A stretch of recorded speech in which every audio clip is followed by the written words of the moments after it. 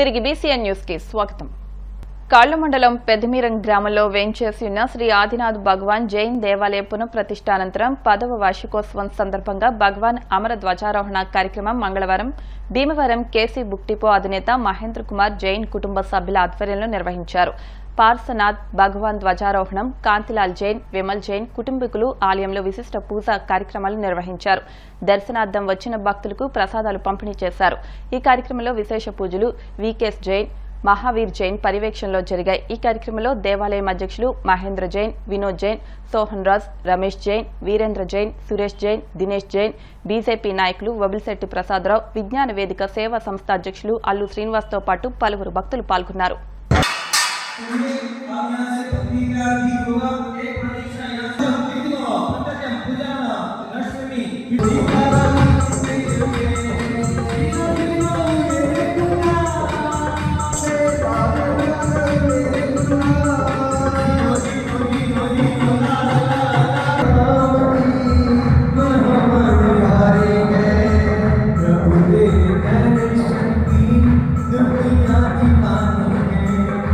శ్రీ పెదమిరం తీర్థాధిపతి శ్రీ ఆదినాథాయ నమః. ఈరోజు పెదమిరం గ్రామంలో వేంచేసి ఉన్న శ్రీ ఆదినాథ్ భగవాన్ భూగర్భం నుంచి ప్రాప్తించిన శ్రీ ఆదినాథ్ భగవాన్కి ఈరోజు 10వ వార్షికోత్సవం సందర్భంగా ధ్వజారోహణ కార్యక్రమం జరిగింది. ఈ ధ్వజారోహణ కార్యక్రమానికి చాలా ఊర్ల నుంచి భక్తులు రావడం జరిగింది. ధ్వజారోహణ కార్యక్రమం చాలా ఉల్లాసంగా ఉత్సాహంగా జరిగింది. ప్రతి ఏటా ఈ ధ్వజారోహణ కార్యక్రమం జరుగుతుంది. అలాగే ఈ ధ్వజారోహణకు సంబంధించి మన భీమవరం కేసీ బుక్ డిపో వాళ్ళ తరఫున ప్రతి ఏటా జరుగుతుంది. అలాగే ఈరోజు కూడా కార్యక్రమం జరిగింది. ఈ గుడి యొక్క విశేషం ఏమిటంటే సుమారు 125 సంవత్సరాల నాడు ఈ విగ్రహం ఒక చెరువులో తిరగబడి ఉండేది. దాని మీద అక్కడ గ్రామ ప్రజలు అది తెలియక రాయి అనుకుని దాని మీద బట్టలు ఉతికేవారు. తర్వాత గ్రామంలో పెద్ద ఆవిడకి ఎవరికైనా కల్లోకి వచ్చి ఇది విగ్రహం ఇది అనేసి చెప్పడంతో విగ్రహాన్ని పైకి లేపి దీని మీద ఒక 4 గెడలు ఇవన్నీ చేసి ఒక చిన్నది కుటీరంలాగా తయారు చేసి ఇక్కడ విగ్రహాన్ని ప్రతిష్ఠించడం జరిగింది.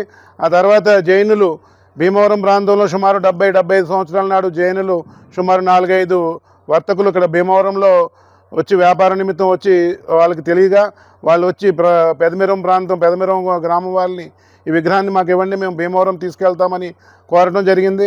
లేదు, ఇది విగ్రహం మా గ్రామంలో భూగర్భం నుంచి దొరికింది కాబట్టి మీకు ఏదైనా చేయదలుచుకుంటే ఇక్కడ పెదమిరంలోనే చేయండి అని చెప్పడం జరిగింది. అలాగే అప్పటి పరిస్థితుల ప్రకారం అప్పుడు చిన్న గది కట్టి ఇలాగ విగ్రహాన్ని ప్రతిష్ఠించడం జరిగింది. ఆ తర్వాత గ్రామాలకు ఈ విషయం తెలిసి వ్యాప్తించింది. అందరికీ తెలిసి ఇక్కడికి చాలా భక్తులు బస్సుల ద్వారా ట్రైన్ల ద్వారా వచ్చి ఇక్కడ పూజా కార్యక్రమాలు ఈ ఆదినాథ్ భగవాన్ అందుకోవడం జరిగింది. అలాగే మీరు చూస్తున్న ఈ ప్రఖ్యాతిగాంచిన సుమారు ఆంధ్రాలోనే ఇలాంటి విగ్రహం సుమారు 54 అంగుళాల విగ్రహం, పద్మాసనంలో ఉన్న విగ్రహం ఇక్కడ దొరకడం చాలా ఆనందదాయకం. దశాబ్దాలు మన కొన్ని వేల సంవత్సరాలు 3000 సంవత్సరాల చరిత్ర కలిగింది విగ్రహం ఇక్కడ దొరికింది. అలాగే భక్తులందరూ ఇక్కడ ప్రాంతీయ ప్రజలు కూడా ఇలాగే కొలుస్తూ ఉంటారు. జైనులు కాకుండా ఇతర మతస్థులు కూడా, హిందువులు కానీ అదర్స్ కూడా ఇక్కడికి వచ్చి అందరూ కొలుస్తూ ఉంటారు. జై శ్రీ ఆదినాథ్ భగవాన్కి జై. పశ్చిమ గోదావరి జిల్లా కాళ్ళ మండలం పెదమేరం గ్రామంలో స్వయంభూగా వెలిసినటువంటి శ్రీ ఆదినాథ్ జైన్ దేవాలయం 10వ వార్షికోత్సవం సందర్భంగా ఈరోజు ఇక్కడ ఉదయం నుంచి కూడా విశిష్టమైన పూజా కార్యక్రమాలతో పాటు ధ్వజారోహణ ప్రతి సంవత్సరం కూడా ఎంతో వైభవంగా జరుగుతుంది. ఈరోజు ఈ ధ్వజారోహణ కార్యక్రమాన్ని భీమవరం కేసీ బుక్ డిపో అధినేత మహేంద్ర కుమార్ జైన్ కుటుంబ సభ్యులు అలాగే భక్తులు వీళ్ళంతా కలిసి ఇక్కడ ఈ ధ్వజారోహణ కార్యక్రమం సాంప్రదాయబద్ధంగా జైన్ మత ఆచారంతో జరుగుతుంది. అలాగే ఇక్కడ జైన్లకే కాకుండా ఇక్కడ ఈ జైన్ దేవుణ్ణి ఆలయం కూడా విశిష్టమైనటువంటి ఆలయం. ఇక్కడ ఒక 10 నిమిషాలు కానీ కూర్చుంటే ఎంతో ప్రశాంతతతో కూడినటువంటి వాతావరణం ఉంటుంది. అందుకు ఇక్కడ టూరిస్ట్ ప్లేస్ కింద అనేక ప్రాంతాల నుంచి యాత్రికులు వచ్చి ఇక్కడ సందర్శించి ఆ జైన్ భగవాన్ని సందర్శించుకోవడం జరుగుతుంది. ఇక్కడ ప్రతిరోజు కూడా అనేక ప్రాంతాల నుంచి టూరిస్టులు ఇక్కడికి వచ్చి జైన్ దేవుడిని సందర్శించడం జరుగుతుంది. ఈరోజు ఇక్కడ ప్రసాదం పంపిణీ కూడా అన్ని ప్రాంతాల నుంచి వచ్చిన వారందరికీ కూడా జైనులు అందరూ కూడా ప్రసాదాలు కూడా పంపిణీ చేశారు. భీమవరం ఉండి రోడ్లో శ్రీకాళీ వనాశ్రమం, శ్రీకాళీ గార్డెన్, శ్రీ హనుమత్ కాళీ వరప్రసాద్ బాబు ట్రస్ట్ వారిచే మార్చి 12న శ్రీకాళీ వనాశ్రమ భీమవరం శాఖ ప్రారంభోత్సవం కానుందని మానిపల్లి సత్యనారాయణ గుప్తా, తుమ్మలపల్లి శివ తెలిపారు. శ్రీకాళీ వనాశ్రమ భీమవరం శాఖ ప్రారంభోత్సవంలో భాగంగా భీమవరం మార్నింగ్ కాఫీ క్లబ్ సభ్యులు సందర్శించి పలు సూచనలు, సలహాలు అందించారు.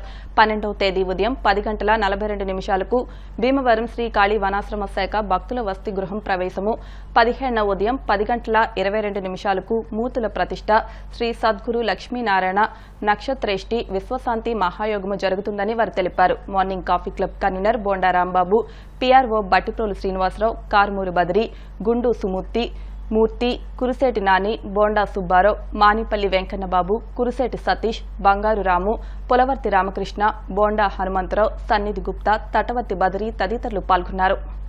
ఇక్కడికి విచ్చేసిన మార్నింగ్ కాఫీ క్లబ్ మూసుకుని సన్యాసం చేయమని బాబూజీ చెప్పలేదు, అమ్మ చెప్పరు. గృహస్థాశ్రమం ఎలాగంటే మహానుభావులు మనకు ఇంత దిశ నిర్దేశించారు. మీ పని మీరు చేసుకుంటూ ఒక దృష్టి ఒక చెయ్యి భగవంతుడి మీద పెట్టండి. నిత్యం భగవంతుడనే ఆయన ఒకడు ఉన్నాడు. ఆయన మనల్ని ఎప్పుడు సర్వకాలంలో రక్షించేవాడు. ఆయన మర్చిపోద్దని హెచ్చరిస్తూ అక్కడ ఆశ్రమంలో కూడా పొద్దున్న 6:30కి ఎవరి పనులు అయిపోతే చక్కగా ఎవరి కార్యక్రమాలు ఆఫీసర్లు ఉన్నారు, చాలా పెద్ద వాళ్ళు ఉన్నారు. అంటే వాళ్ళ స్థాయి మనం చెప్పుకోకూడదు, మనం ఊహకు అందని వాళ్ళంతా ఉన్నారు. వారు సేవలు చేసుకుంటూ మళ్ళీ ఎవరి పనులు కాళ్ళు వెళ్ళిపోతారు. ఇక్కడ కూడా మరి అలాంటి గృహస్థగా ఉంటేనే మనం తరించడం తేలికవుతుంది. నిజంగా చూసిన వెంటనే ఆ తేజస్సు అది ఆ అమలో ఉంది. మన భీమవరపట్నానికి వారు ఇక్కడ ఉంటూ ఇక్కడ ఈ ఆధ్యాత్మిక సేవ చేస్తూ మన భీమవరపట్నాన్ని ఇంకా ఎదరికి తీసుకెళ్లాలని మాత వీరు రూపంలో మీ అందరినీ ఎదరికి రప్పించి ఇలా చేసినందుకు దాంట్లో కూడా మమ్మల్ని ఈ గృహప్రవేశం అవకాశాన్ని మమ్మల్ని ఒక నెలల ముందు వచ్చి మమ్మల్ని చూసి వెళ్ళమని బావగారు ఆజ్ఞాపిస్తాం. మాతాజీ కూడా నంబూరుతో పాటు ఇక్కడ కూడా ఉంటారని విషయం చెప్పారు. మనం అంత దూరం వెళ్ళి మాతాజీని చూడాలంటే చూడొచ్చు, మన అందరికీ ఈజీనే. కానీ మిగతా భక్తులకి కొంచెం కష్టతరమైన విషయం. ఆ మాతాజీని చూస్తేనే చాలు మనకి ఒళ్ళు ఏది పులకరిస్తుంది. ఒక అమ్మని చూసినట్టు, కాళీమాతను చూసినట్టే. ఒక భద్రతా నియమాలను పాటిస్తే రోడ్డు ప్రమాదాలను నివారించగలమని motor vehicle inspector N Subbalakshmi, AV Teja అన్నారు. రహదారి భద్రతా మాసోత్సవాల్లో భాగంగా వీరవాసరం మద్దాల రామకృష్ణమ్మ జిల్లా పరిషత్ ఉన్నత పాఠశాలలో విద్యార్థులకు అవగాహన సదస్సు నిర్వహించారు. వారు మాట్లాడుతూ వాహనదారులు బయటకు వెళ్లేటప్పుడు కుటుంబ సభ్యులు తమ కోసం 1000 కళ్లతో ఎదురు చూస్తుంటారన్న విషయాన్ని గుర్తుంచుకోవాలని, ప్రమాదాల్లో పెద్ద దిక్కును కోల్పోతే కుటుంబం మొత్తం రోడ్డును పడుతుందన్నారు. కాబట్టి వాహనం నడిపేటప్పుడు తప్పనిసరిగా జాగ్రత్తలు పాటించాలని సూచించారు. పాఠశాల హెచ్ఎం జుత్తిగ శ్రీనివాస్, చెరుకోడ రంగసాయి మాట్లాడుతూ ద్విచక్ర వాహనదారులు హెల్మెట్ ధరించాలని, కార్లు నడిపేవారు సీట్ బెల్ట్ పెట్టుకోవాలని, అతివేగం అనర్థదాయకమని, మద్యం తాగి వాహనం నడపవద్దని, ఫోన్లో మాట్లాడుతూ డ్రైవింగ్ చేయవద్దని హెచ్చరించారు. అనంతరం ప్రతిజ్ఞ నిర్వహించారు. కార్యక్రమంలో పంపన సాయిబాబా, ఉపాధ్యాయులు ఫణి, శ్రీనివాసరావు, విద్యార్థులు పాల్గొన్నారు. మీకు నా హృదయపూర్వక ధన్యవాదాలండి. ఇంత డిసిప్లైన్డ్ గా స్టూడెంట్స్ ని గవర్నమెంట్ స్కూల్లో చూస్తా ఉంటే నేను ఇట్స్ రిమార్కబుల్. అంటే మిగతా స్కూల్స్ కంపేర్ చేస్తే గవర్నమెంట్ స్కూల్లో పిల్లలందరూ కొంచెం అల్లరి ఎక్కువ చేస్తారు, డిసిప్లైన్ గా ఉండరు అని చెప్తారు. But such a discipline I seen. నేను ఎక్కడ చూడలేదు అంత డిసిప్లైన్. మీకు ఫస్ట్ లో కష్టంగా అనిపించవచ్చు, బట్ వచ్చిన వాళ్ళందరికీ చూసిన వాళ్ళందరికీ చాలా అందంగా అనిపిస్తుంది. ఎందుకో చెప్తాను వినండి.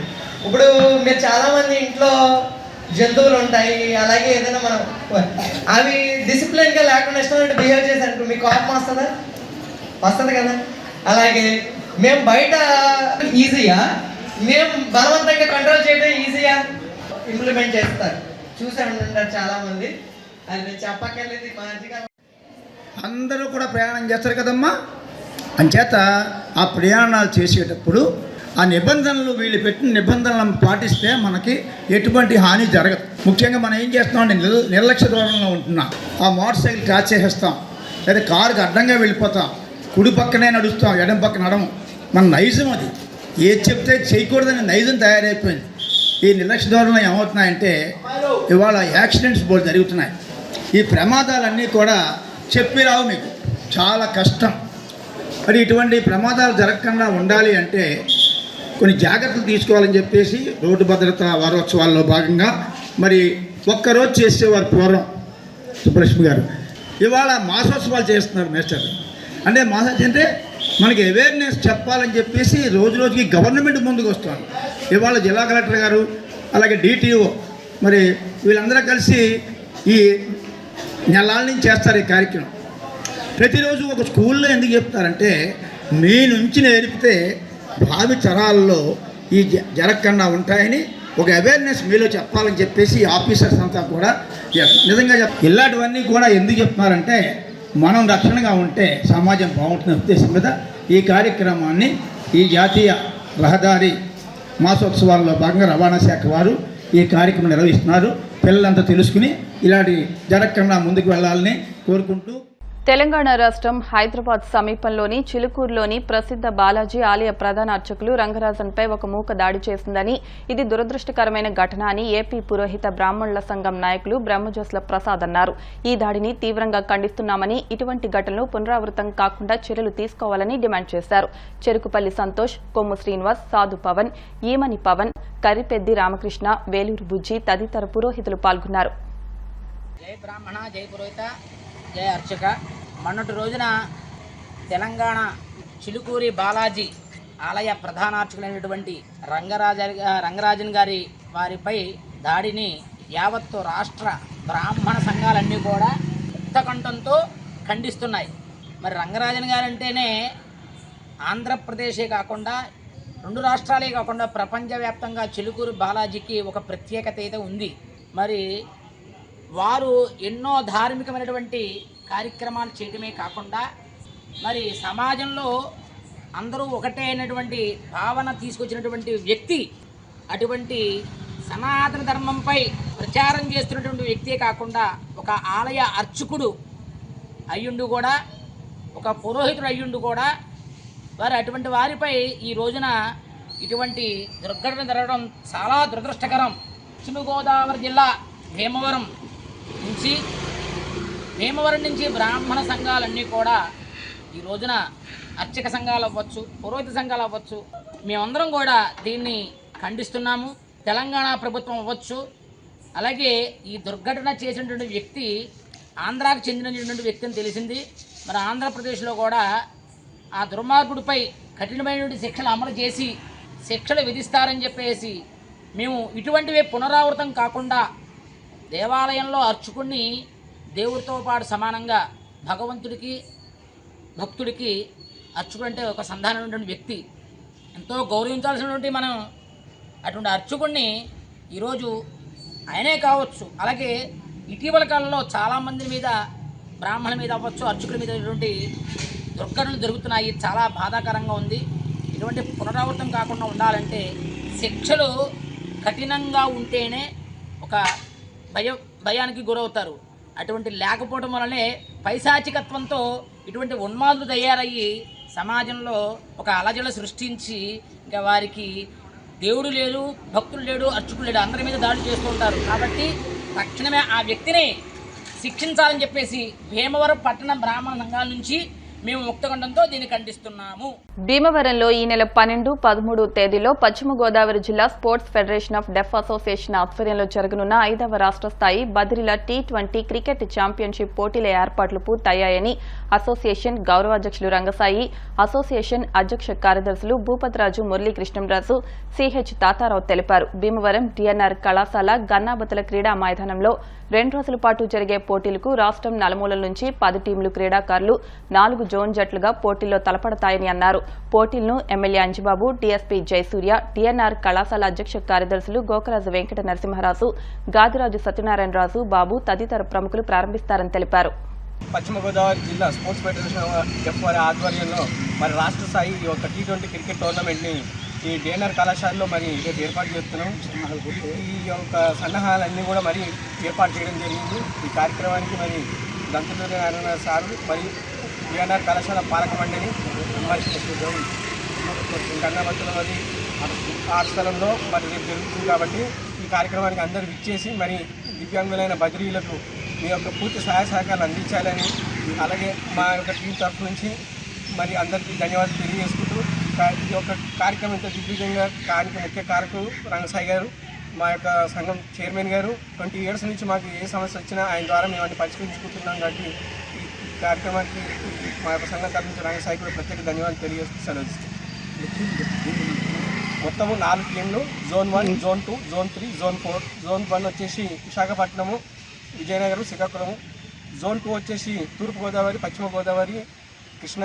మరి Zone 3 వచ్చేసి గుంటూరు, ఒంగోలు, నెల్లూరు. Zone 4 వచ్చేసి చిత్తూరు, కడప, కర్నూలు, అనంతపురం టీంలు.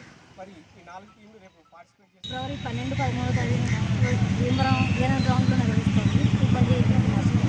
దాన్ని అందరూ కలిసి నిర్వహించవలసిందిగా.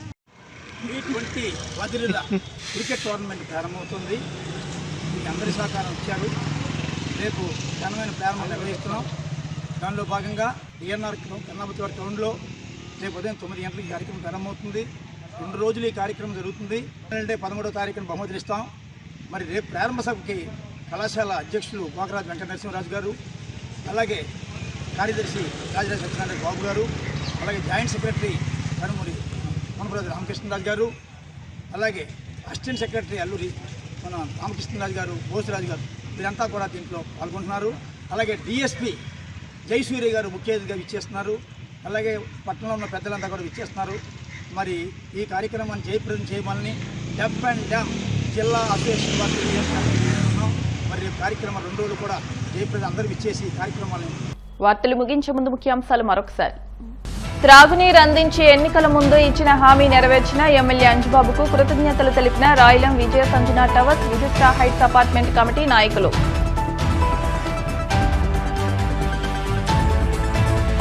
ప్లాస్టిక్ నిషేధానికి ప్రతి ఒక్కరూ సహకరించాలి. భీమవరం డీఎస్పీ జయసూర్య.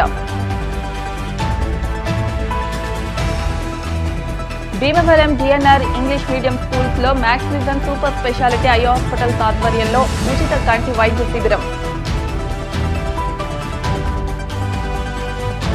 కాళ్ల మండలం కలవుపూడిలో ఈ నెల 15 నుంచి 21 వరకు శ్రీ ఉమా భీమేశ్వర స్వామివారి ప్రతిష్ట మహోత్సవాలు. ఈ వార్తలు ఇంతటితో సమాప్తం. మరిన్ని వార్తల కోసం BCN digital YouTube channel, Facebook page ను ఫాలో అవ్వండి. అప్డేట్ వార్తల కోసం ప్లీజ్ సబ్స్క్రైబ్.